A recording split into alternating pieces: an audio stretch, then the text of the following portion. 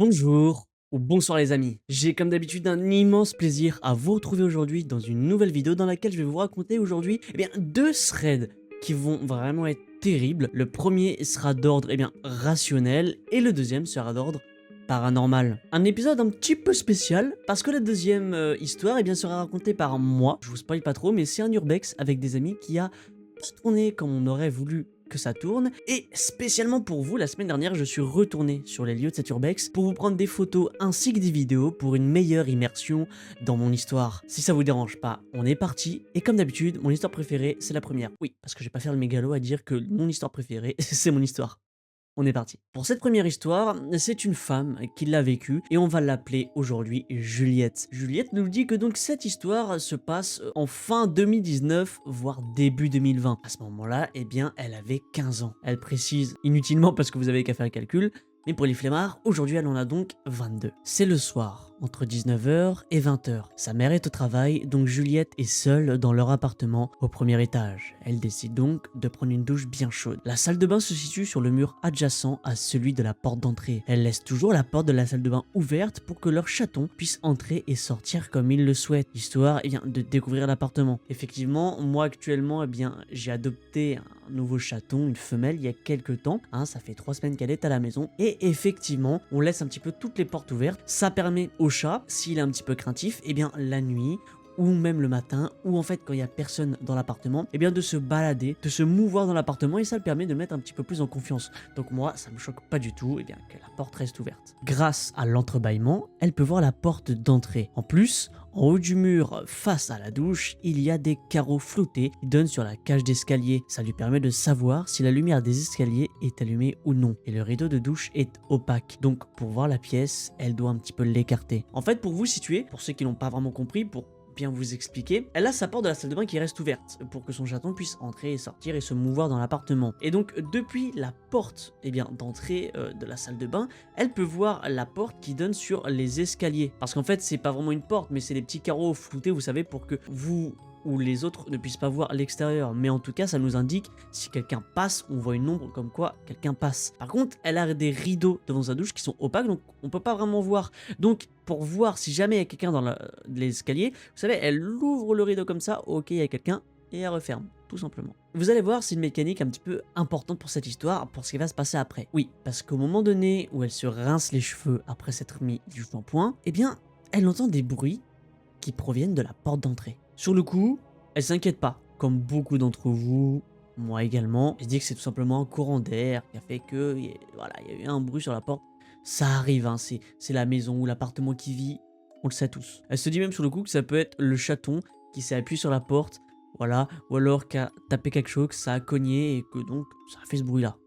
Logique pour un petit chaton qui est de nature joueur normalement. Sauf que le temps qu'elle pense à ça, le bruit recommence, plus fort et plus longtemps cette fois-ci. Elle coupe alors l'eau, écarte le rideau de douche et jette un œil vers ce fameux entrebâillement de porte. La porte d'entrée se fait secouer d'avant en arrière très violemment. Là, elle commence à avoir peur. Dans sa tête, quelqu'un essaye d'entrer par effraction. Mais elle se dit que ça n'a aucun sens. Qui essaierait de cambrioler un appartement où on sait pertinemment qu'il y a quelqu'un dedans parce qu'on entend la douche qui coule? Ça n'a vraiment aucun sens. Et en plus de ça, grâce aux petits vitres, opaques, on peut voir de l'extérieur ou de l'intérieur, peu importe, mais du coup, si jamais c'est un cambrioleur, il entend le jet de douche et en plus, il voit de l'extérieur que dans la maison, il y a des lumières allumées. Pourquoi il irait cambrioler une maison où il y a quelqu'un dedans? C'est bien trop dangereux. Et elle remarque un autre détail glaçant. La clenche de la porte ne bouge pas. Elle reste droite, parfaitement à l'horizontale.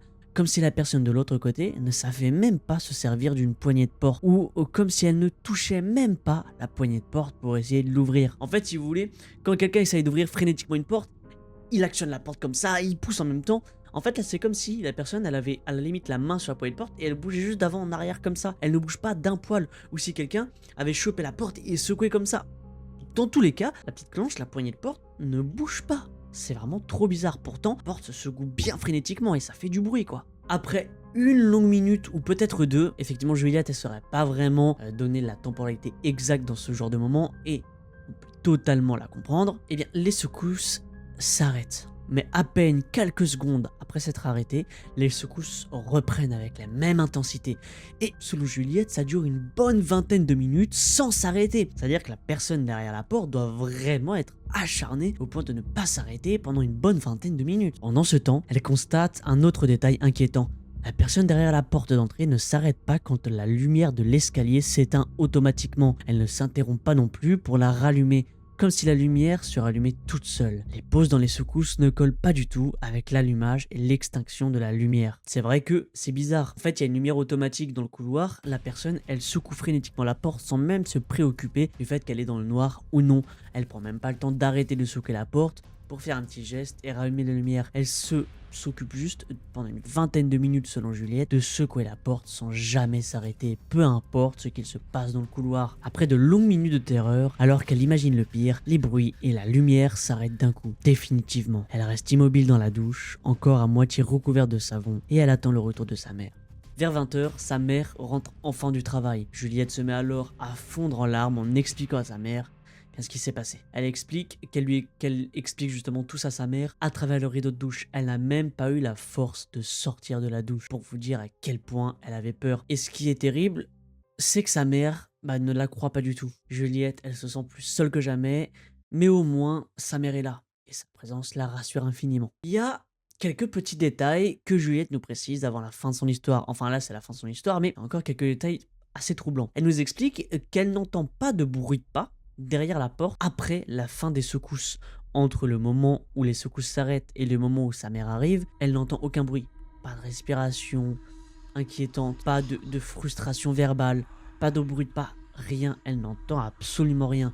Les secousses s'arrêtent et c'est terminé le cauchemar. Sa mère lui a aussi juré qu'elle n'a absolument croisé personne dans le couloir. Sa mère est arrivée un petit peu après, vraiment quelques minutes, voire secondes après que les secousses se soient arrêtées. Donc elle aurait forcément croisé quelqu'un si c'était une personne réelle, tangible. Et c'est ce qui est bizarre. Et c'est pour ça que sa mère ne la croit pas en fait. Elle n'a croisé personne, c'est pas possible. Il y a aussi un détail important, c'est qu'il y a 2 employés de la pizzeria juste en face, leur vitre, en fait, ils donnent sur la cage d'escalier. Et il y avait 2 employés qui travaillaient ce soir-là, et les 2 employés jurent qu'ils n'ont absolument rien vu. Enfin, qu'elles n'ont rien vu, car ce sont des femmes. Elles le jurent, il n'y avait rien.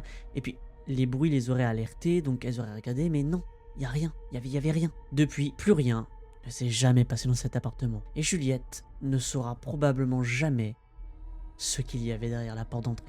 Et si c'était une personne réelle, elle ne saura jamais pourquoi cette personne voulait rentrer dans l'appartement. Place maintenant les amis, si vous le voulez bien, à l'histoire que j'ai moi vécue personnellement. Il y a quelques petits disclaimers, je vous promets d'être rapide, je sais qu'à chaque fois je m'éternise quand je parle à la caméra, mais là, je vous promets, je vais être concis dans les disclaimers. Premier disclaimer, je ne suis pas photographe, j'y suis allé seul et en plus avec un téléphone, j'avais pas d'appareil photo. Et en plus, j'ai rien, juste mon téléphone, pas de stabilisateur, rien. Donc les vidéos seront un peu tremblotantes. Et je m'excuse pour la qualité des photos des vidéos, je suis pas vraiment un photographe, hein, donc ce sera dans la dimension que ce sera et ce sera dans la qualité que ce sera, excusez-moi, mais je voulais vraiment que ça vienne de moi, que ce soit mes vidéos, pour une meilleure immersion. En plus de ça, j'ai essayé de faire vite pour les photos et les vidéos parce que l'endroit où la maison est située, d'avoir c'est une maison, c'est un peu risqué, il y a des voisins tout autour, je suis assez visible, donc j'ai essayé de faire vite. Donc en plus de ça, que je sois pas doué en cadrage ou autre, hein, et que j'ai pas de matos, je me suis dépêché à faire tout ça. Deuxième disclaimer, d'habitude les histoires je les écris ou je les réécris. En fin de compte, je prends une histoire sur un forum, sur Reddit ou autre, et je prends l'histoire et je la réécris mot pour mot, mais avec mes mots à moi pour donner cet aspect, moi, ma patte quoi, aura. Ça me permet que mes propos soient structurés, ça parte pas dans tous les sens, et qu'il y ait ma patte à moi. Sauf que cette histoire, je vais tout sortir de tête, pour encore une fois l'immersion la plus totale possible. Comme si on était entre amis, vous et moi, autour d'un feu de camp, ou à la maison, dans un salon, et que je vous racontais l'histoire. Voilà pour les disclaimers, et maintenant on est parti pour mon histoire. Je vais me poser comme ça, comme si on était entre potes, et je vais vous la raconter. Alors cette histoire, elle se passe quand j'avais à peu près 12 ou 13 ans. J'étais au collège et j'ai invité 3 amis à dormir à la maison. On va les appeler Martin, Julien et Justin. Voilà, que des 1 à la fin, comme ça je m'en souviens. Avec Martin, Julien et Justin, ils étaient invités donc à dormir à la maison. Donc ils sont venus, on va dire un samedi. Voilà, ils sont venus le samedi en début d'après-midi, on a passé toute l'après-midi ensemble, ils ont dormi à la maison, et puis ils repartaient le lendemain, le dimanche après-midi. Ça fait 24 heures à être un petit peu ensemble. Alors, ce qu'il faut savoir, c'est que voilà, c'était Martin et Julien, c'était mes deux meilleurs amis du collège, et Justin, c'était en fait mon voisin dans mon petit village de campagne, et on s'appréciait bien, donc je l'avais invité, eh bien, pour cette soirée. Eh bien, la première journée se passe très bien. Le soir, on regarde, je me souviens, Silent Hill, le film. J'avais bien flippé pour l'époque. Même si aujourd'hui, si je le regarderais, je n'aurais absolument aucun frisson, mais pour l'époque, en plus, on se faisait un petit peu flipper entre nous, donc c'était super bien. Et il y en a un d'entre nous qui a une merveilleuse idée. Les gars, est-ce que demain, on n'irait pas visiter la maison abandonnée? Qui sort cette histoire? Qui sort cette petite proposition? C'est bien évidemment moi. Et bah du coup, mes trois amis acceptent, voilà. Il y a une petite maison abandonnée à côté de chez nous, et elle est un petit peu connue, voilà, elle est abandonnée, c'est connu qu'elle est abandonnée. Bon, on décide d'y aller le lendemain. C'est acté. Le lendemain arrive, début d'après-midi, après manger, et on se dit, allez, on va visiter cette fameuse maison. Pour y accéder, c'est soit tu passes dans un chemin où tu croises plein d'autres maisons à côté et tu dois passer par un portail, ce qui est dangereux si tu te fais voir, soit tu contournes et tu arrives derrière un champ, que vous allez voir, j'ai filmé, donc pas d'inquiétude. Donc faut traverser tout le champ pour accéder au derrière de la maison. C'est ce qu'on décide de faire et on y va. Dès le début, on sent quelque chose de pesant. Et très honnêtement, vous allez le voir à la fin, on va en reparler de cette histoire. Il y a beaucoup de choses qui se sont passées, qui sont en réalité de l'interprétation et un effet de groupe. Ça, c'est sûr et certain. J'y suis retourné seul, alors peut-être qu'il y a encore des souvenirs de l'époque qui auront pu me terrifier, mais moi j'étais vraiment en total chill. Aujourd'hui, voilà, j'ai pas peur. Et je sentais encore, quand j'y suis allé la semaine dernière, quelque chose de pesant, une ambiance vraiment pesante, je saurais pas l'expliquer. Et bah, ce sentiment de choses pesantes, on le ressentait. Il faut savoir que moi, j'ai toujours plus ou moins cru au paranormal. Mes trois amis, Justin, Martin et Julien, ne croient absolument pas au paranormal, n'y croyaient pas à l'époque, mais pas le moins du monde. On voulait juste se faire un kiff d'urbex, quoi. Il n'y avait pas de truc de paranormal, juste un kiff d'urbex. Mais il y avait ce sentiment, c'est pesant. Et bien déjà, dès le premier truc, on contourne et on savait pas où est-ce qu'on allait arriver. On savait juste qu'on pouvait aller à cette maison-là. Il y a une première pièce, on y va, et en fait, pour y aller, il y a un truc qui est tapissé. Il y a un de mes amis, Justin, qui passe et le bois s'effondre. Mon ami Julien le retient pour pas tomber, et là on se rend compte qu'il y a une fosse, je l'ai filmé, d'à peu près 2 mètres, je dirais, de profondeur, et des pics ressortent, genre des pics en bois qui ressortent. Si mon pote était tombé, bah, il serait pas mort, mais il se serait fait défoncer par les pics, et c'était urgence. Je l'ai filmé, voilà, mais aujourd'hui il n'y a plus ces fameux pics là. Peut-être que c'était un piège à animaux, je sais pas, mais en tout cas il y avait une fosse avec des pics, donc déjà la bonne ambiance. On arrive, il y a une atmosphère pesante, mon pote a failli tomber dans une fosse de 2 mètres avec des pics qui ressortent, hyper flippant. Mais nous, ça nous arrête pas. Bah non, tu sais les cons dans les films d'horreur qui continuent là, bah c'est nous, on a décidé de continuer. Alors on contourne, et on passe, eh bien, par un endroit qui, moi quand j'y suis retourné, était totalement recouvert par les feuillages, donc j'ai dû recontourner et passer par un autre endroit. Mais nous on passe directement par cet endroit-là, qui ressemblait à moitié à une écurie. Vous le voyez de toute façon aux images et aux vidéos que j'ai pu prendre. On aurait dit soit une écurie à chevaux, ou dans tous les cas, un endroit où on stockait des animaux, que ce soit des chevaux, des cochons, je sais pas, mais clairement il y avait une sorte d'enclos à animaux. Au-dessus de cet enclos animaux, il y avait un étage.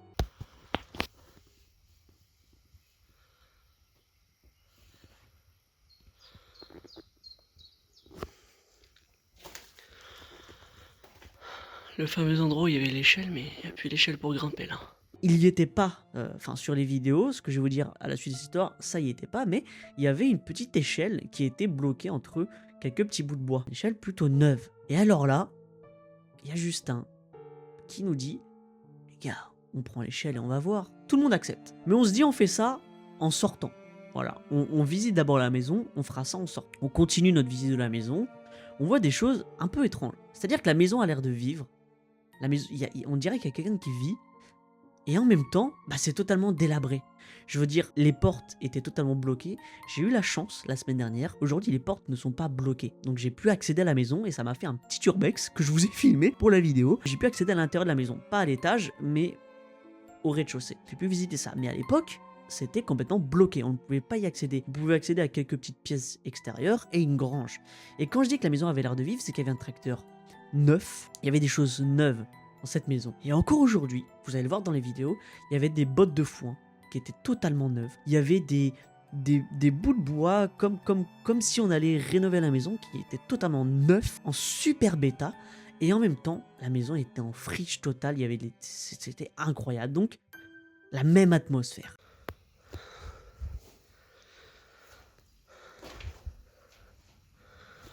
Ouais. C'est beau, mais qu'est-ce que c'est glauque. On voit qu'on ne peut accéder à rien. On se décide donc de retourner à l'endroit initial pour repartir et se dire on va prendre l'échelle. Et alors, pendant toute cette visite, l'atmosphère est tellement terrible qu'on a l'impression qu'il y a vraiment il y a quelqu'un quoi.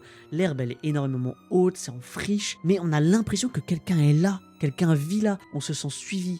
Parfois on entend des bruits pas derrière nous, c'est terrible. Et mes amis qui eux ne croient pas au paranormal commencent vraiment à flipper. Moi, encore aujourd'hui, quand il y a quelque chose qui se passe ou autre qui me fait peur, j'ai tendance à rigoler. C'est ma manière d'extérioriser les choses. Et là, je rigole, mais c'est nerveux et moi aussi, je suis terrifié. On se décide quand même de partir, mais de regarder ce qu'il y a au-dessus, à une sorte d'étage, de grenier dans cette fameuse écurie. On prend l'échelle, on y va, et là, mes amis, il y a tellement une ambiance bizarre que mes amis à ce moment-là, ils ont pas envie d'y aller. Personne se décide. Alors moi, j'y vais. Je grimpe cette échelle, je grimpe. Je regarde la pièce en haut, elle est vide. Il n'y a rien. À part, tout au bout, tout au bout de cette pièce, je précise que j'ai pas pu le filmer aujourd'hui parce qu'il n'y avait pas d'échelle et je pouvais pas grimper. Sur les images, on a l'impression que je peux grimper à la main et filmer, mais en vrai, c'est beaucoup plus haut que ça n'y paraît. Et en plus, ça, j'avais pas de gants ou autre, c'est du vieux bois, je voulais pas me foutre une écharde inutilement ou autre et je voulais pas m'éterniser sur le lieu. À ce moment-là, je retourne à l'histoire, la pièce est vide, sauf tout au fond. Il y a un carton et une sorte de boîte à musique. En fait, c'est un peu comme, je sais pas comment on appelle ça. Vous savez, ces boîtes à musique anciennes où il y a une sorte de manivelle. Vous tournez et ensuite il y a quelque chose qui sort. Bah, c'est un peu ça. Il y a une boîte avec, ou alors les manuels, pardon, où vous tournez et il y a une, voilà, il y a une poupée qui tourne là et qui fait une musique. Bah là, c'était ça. J'ai pas pu très bien le voir et mes souvenirs sont flous. Mais il y a comme une boîte, un truc qui ressort comme une poupée, une danseuse ou autre, et cette fameuse manivelle. Il y a que ça. Et là, mes amis, je vous le promets, j'entends la musique. Au moment, en fait, où je descends, où je dis, ah bah les gars, il y a juste une... Ah, on a paniqué pour rien, c'est juste une espèce de boîte à musique, c'est bizarre. Je descends, et j'entends la musique se lancer.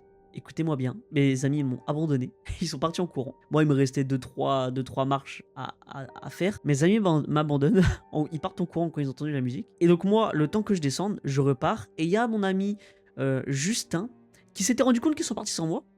Il revient, et en fait, on se croise, et du coup, on se bouscule, et je lui dis, cours. On court sur le champ, on court. Et alors, on va en débattre à la fin de ce passage. Je me retourne, je vois comme l'herbe qui s'affaisse, quelqu'un qui me court après, qui nous court après l'herbe qui s'affaisse, et je sens comme quelqu'un m'a grippé et me tirer le pied et je tombe. Mon ami Justin, qui était le seul ami loyal, court. Je lui dis, oh Justin, il se retourne, il recourt vers moi, il me relève, et on part ensemble. Justin, mais mec, merci quoi. T'étais le seul ami digne de ce nom sur le moment quoi. Suite à cette histoire, on est rentré, essoufflé, on a été terrifiés.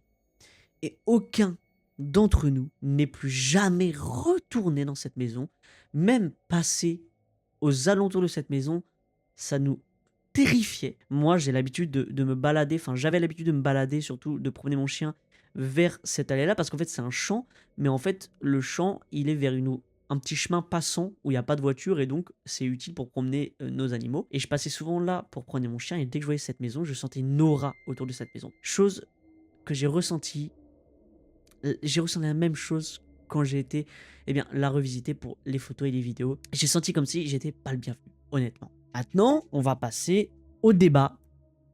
Qu'est-ce qui est réel? Voilà. Je vais pas prendre plus de temps que ça dans la vidéo. Je pense que j'ai assez blablaté. Ce qui est pour moi 100% réel, c'est la boîte à musique. Voilà. Le reste, on peut dire que ça peut être de l'interprétation. Ce que je peux vous promettre, je peux vous certifier, c'est que j'ai grimpé à cette échelle, j'ai vu une espèce de boîte à musique. Quand je suis descendu, la boîte à musique s'est déclenchée toute seule. Il n'y avait personne, il n'y avait pas de... Enfin, peut-être c'est un animal ou autre, peut-être la boîte à musique s'est enclenchée toute seule. C'est le seul truc qui est véridique. En tout cas, qui ne peut pas s'expliquer. Deux choses, la boîte à musique s'est lancée toute seule et ce sentiment, quoi. Ce sentiment terrible que j'ai ressenti. Alors, encore une fois, les sceptiques d'entre vous, et je peux totalement l'entendre, vous allez juste dire, ouais, mais en fait, c'est juste que t'as vécu quelque chose d'horrible quand t'étais petit, voilà. Et du coup, quand tu reviens, t'as ce sentiment un petit peu bizarre, comme quand t'étais petit. Mais honnêtement, j'y suis allé en total chill, tu vois, il faisait beau, j'étais trop content, voilà, il y avait rien. Mais en approchant de cette maison, voilà. Alors pour moi, tu vois, les traces de pas, voilà, dans l'herbe, ça peut être le vent. On peut dire que c'est le vent qui faisait basculer l'herbe vers nous. Et en étant jeune, on l'a interprété comme eh ben, quelqu'un qui marchait parce qu'il s'était passé des choses terribles. Enfin, il s'est passé une chose terrible juste avant. Et le fait que j'ai la sensation qu'on me prend le pied, qu'on me traîne, c'est juste bah, peut-être que j'ai juste trébuché en fait, hein. Mais je me souviens en fait, moi, je me retourne, je vois l'herbe s'affaisser, j'ai l'impression qu'on me tire. Et en fait, j'appelle Justin. Et quand j'appelle Justin, je rampe un peu. J'ai même pas la force de me relever parce que je veux avancer à tout prix. Et en me retournant, l'herbe, elle s'affaisse de plus en plus vers moi. Mais ça peut être de l'interprétation, de l'effet de groupe, l'hystérie du moment. Mais ce qui est réel, c'est cette boîte à musique qui s'est déclenchée toute seule alors qu'il y avait personne avec nous. Et surtout, il y avait rien dans la pièce, à part ce carton et cette boîte à musique au-dessus. Il voulait vous dire bonjour. C'est Balou.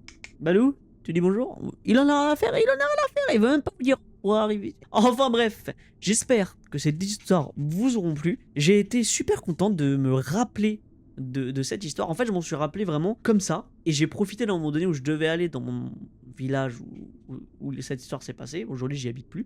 Mais j'ai profité d'y retourner pour prendre ces photos et ces vidéos. J'ai énormément d'histoires paranormales car parce que j'ai vécu quinzaine d'années dans une maison où il s'est passé beaucoup de choses, j'ai pensé à vous faire une compile de plein de choses qui s'est passé dans cette maison et vous la dire. Et le titre ce serait j'ai vécu 15 ans dans une maison paranormale, enfin dans une maison hantée, et je vous aurais raconté plein de petites histoires. Mais avant, je voulais vous sonder. Est-ce que vous souhaitez une vidéo complète où je vous raconte ce qui s'est passé dans cette maison-là? Voilà, donc avant d'avoir vos avis, je me suis dit, bah tiens, j'ai cette petite histoire qui s'est passée, ça pourrait être sympa. En tout cas, n'hésitez pas à me dire si cette vidéo vous aura plu au travers les likes et les commentaires. Et n'hésitez pas à me dire si ça vous ferait kiffer une vidéo spéciale où je vous raconte ce qui s'est passé pendant une quinzaine d'années dans la maison hantée où j'ai vécu. Sur ce, je vous fais des gros bisous les amis.